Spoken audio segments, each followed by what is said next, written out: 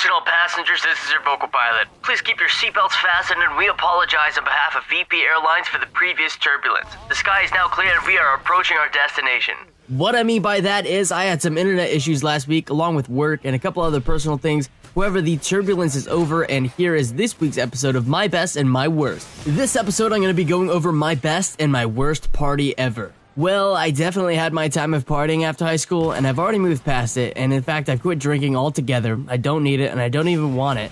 Please don't feel encouraged by the stories I'm about to tell. Actually, in fact, you'll probably be discouraged. So, here it goes. Alright, so I'm gonna go ahead and go with the usual first, and I'm gonna start out with my best. Even though this party was small, it was perfect, because instead of having tons of people you don't know, it was just all my closest friends. It was on Halloween night 2 years ago, when ironically my ex broke up with me, and I just decided to make it a night I wouldn't well, I guess it was a night that I would forget. It was just one of those parties that moved from place to place to place until I woke up on my friend's bedroom floor. It all started out at his house in his backyard, just about 12 of us drinking, having a good time. Then we all took a walk to the park, in which I don't really remember, though what I do remember is hiding behind the bushes because there was a patrolling officer. But next thing you know, we're all at Denny's having a 3 a.m. meal. I have no idea who drove or how I even got there, but I do hope they were sober.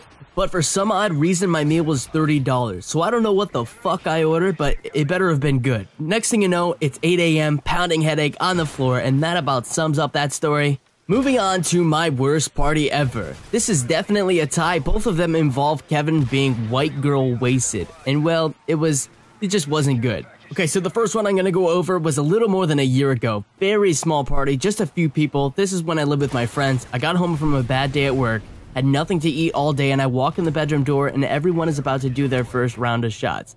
So, bad day, why not? So I sit down and I join them. Now at this point I was dead thirsty, so I could keep going and going and going. I don't care what it was, if it was liquid, it was going down. We'll put it this way, while everyone was chasing their shots with Hawaiian Punch and lemon juice, well, I was chasing my shots with, more shots. At this point, I have never tested my limits of drinking, so I wasn't exactly sure what was ahead of me. I know my friends went out for a smoke break and I was around 9 shots in, which was only about 10 or 15 minutes by the way.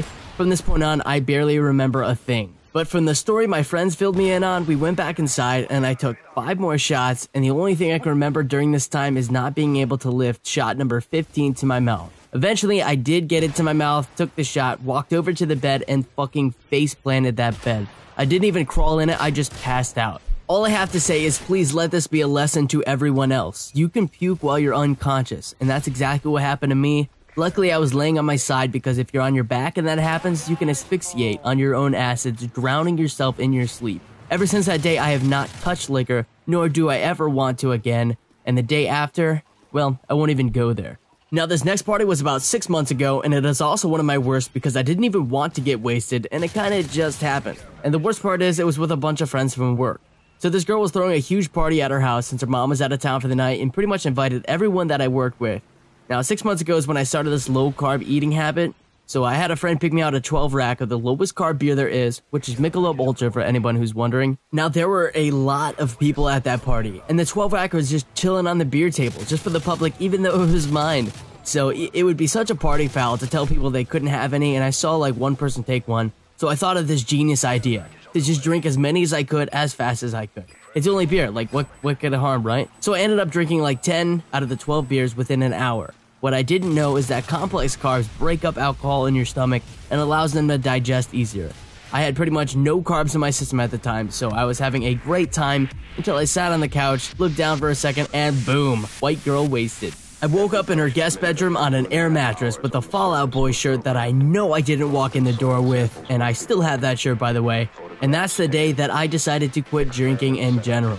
Hey, but no hate to anybody who does drink or party or have a good time. I definitely tried it out myself, but it's not for me.